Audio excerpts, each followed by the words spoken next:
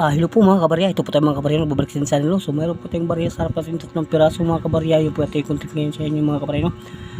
Shout out pala sa ating mga viewers, no? Ngayon lang po nakapag-content mga guys, dahil ating cellphone ay sira po, no?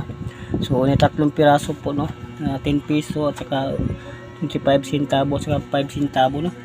So dito sa ating 10 piso mga guys, ito 2005 mga guys. Ayan, 2005 po yan guys. Ito po ay hard to find po ito guys, no? Ito po ay tinatawag na daito mga guys. So yan mga guys, for sharing po sa inyo sa ating collection guys. So mayroon tayo 25 centavo. Ito po ay 2019 mga guys, 2019, no? So yan ang date mga guys, 2019. So ito po ay naging kumo na guys, no, yung ating 2019. So ang hinahanap nito guys yung 2017 guys, no, ating 25 centavo. So dito sa ating 5 centavo guys, ayan, 5 centavo din yan guys. So 2019 guys, no, 2019 din guys yan, no, ang date guys 2019. So ito naging kumo na rin to guys, marami na po itong lumalabas, no, yung ating 2019. So magkano po ang mga price dito sa Numista? So sa Numista guys, ito po ay 10 pesos pa guys, no, yung ating 5 centavo. So dito 15 pesos, no, ang price yan nga guys. So dito sa ating hard to find guys na ating 10 peso, no. So may hawak pa kayang ganito guys. Ito medyo mahal to guys, dahil kunti lang ang ginawa nito guys, kung mayroon kayong hawak, no. So ito hindi pa hinahanap sa collector, dahil mayroon tong die 1, die 2 and die 3. So tatlong variety po yung ating barya, no. So sa ngayon hindi pa hinahanap sa ating collector, dahil may mga hawak po ating mga collector, no.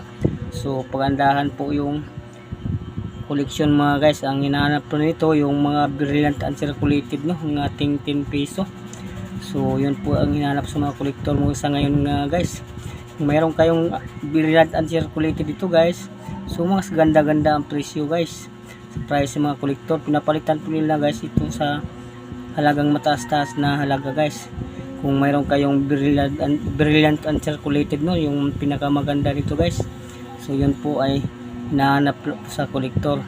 Pero ganito ang kondisyon guys, tago lang muna nyo guys, huwag mo nyong gastusin, dahil tataas po yung price. Mabili po yan sa kolektor pag wala na yung mga maganda guys, no, sa ating barya, no.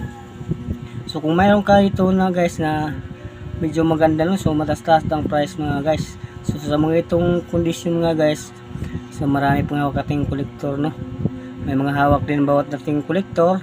So for sharing po sa inyo ating collection guys, ito po itatawag na die 2, 10 peso.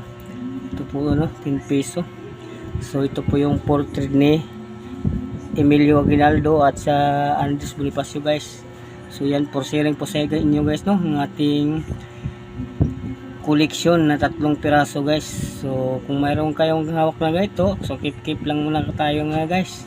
So yun po ating ano, so ang brilliant circulated nito ay nasa 50 pesos pa lang guys, no, sa 50 pesos pa lang ang bilihan itong ating 10 peso, yung brilliant uncirculated guys. Yun po ang bilihan ng ating 10 peso. So yun po guys ang ating isi-share ngayon sa inyo. Salamat po sa inyong pagpanood at pag-comment. Thank you for watching guys. So magpapaalam po sa inyo. Shout out po sa inyong lahat, lalo sa ating mga YouTuber at sa ating mga silent viewer, no, at mga ating bago na pumasok sa ating channel at sa channel. So shout out sa inyong lahat. Thank you for watching. Kung paalam na, ako po ay out na po guys.